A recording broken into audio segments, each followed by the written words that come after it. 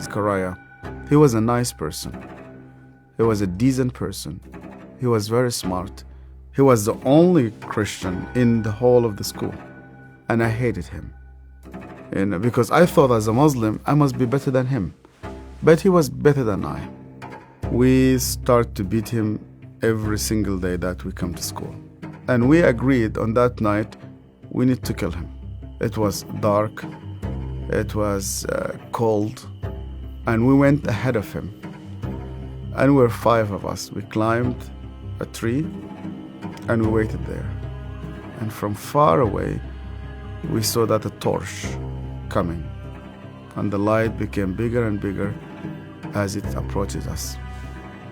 And the minute that he just went under the tree, we jumped at him. He was crying, he was screaming, he was shouting. We broke his arm, we broke his leg. He started to bleed.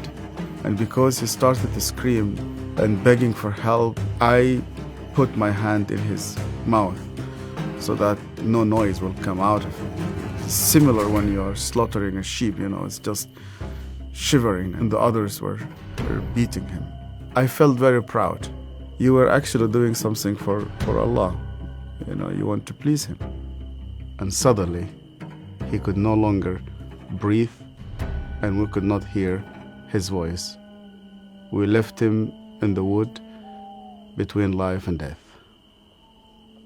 We went back, you wash yourself, and you pray.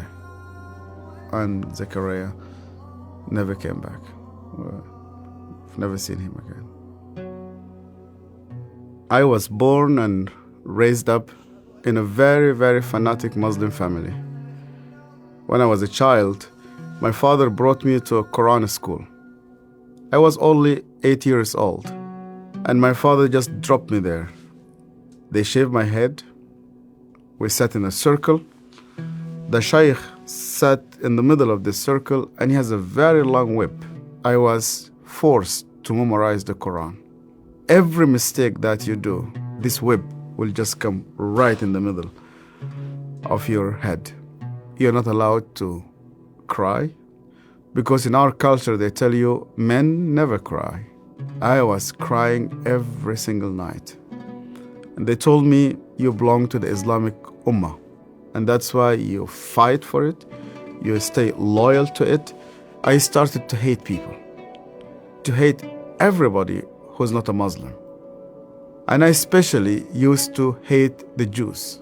So I was preparing myself to go and fight for Allah in the jihad. But every night I went to bed, and when we put the light off, I did not know what will happen with me if I die. My cousin was severely sick, and the doctors, they said he's going to die.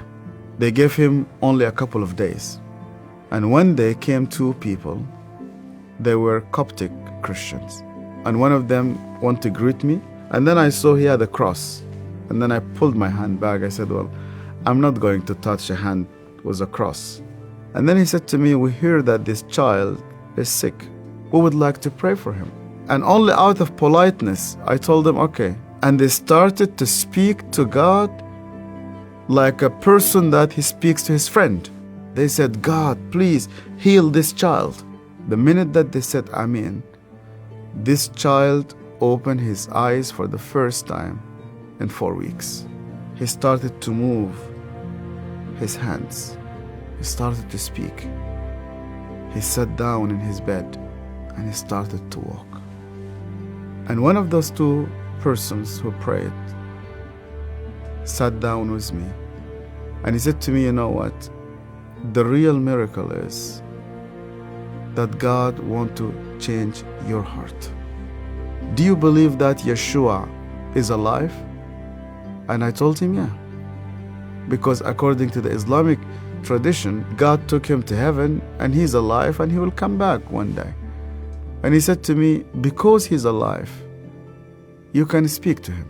That changed my entire life. And when I started to read the scripture, nobody needed to convince me to love the Jewish people.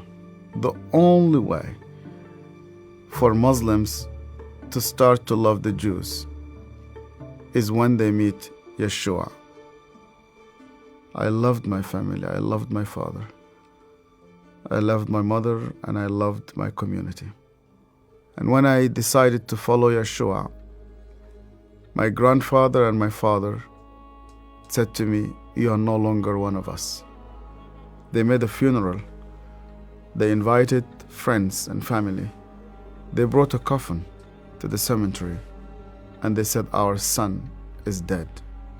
To be declared dead with no family, I said to God, "Where are you?"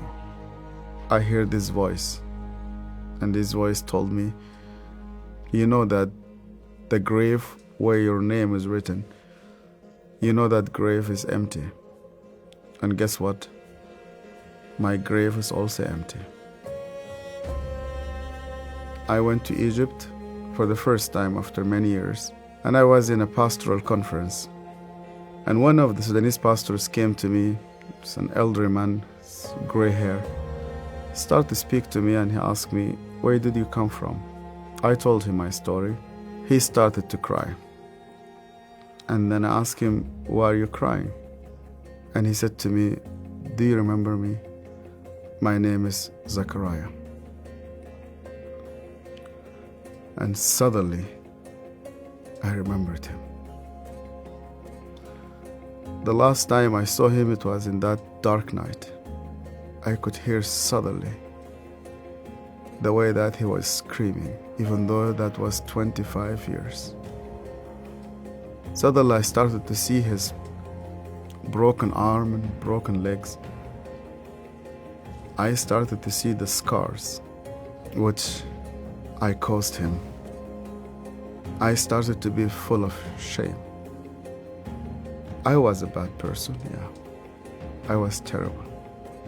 So Zachariah looked me straight into the eye again, and he said to me, "Yasser, because you hated me so much, I was always praying for you." He opened his Bible, and the minute he opened his Bible, I saw that my name was written in the first page. I hated him. He prayed for me. On that day, God confronted me. He said to me, "Even before you start to think about me, I was thinking about you.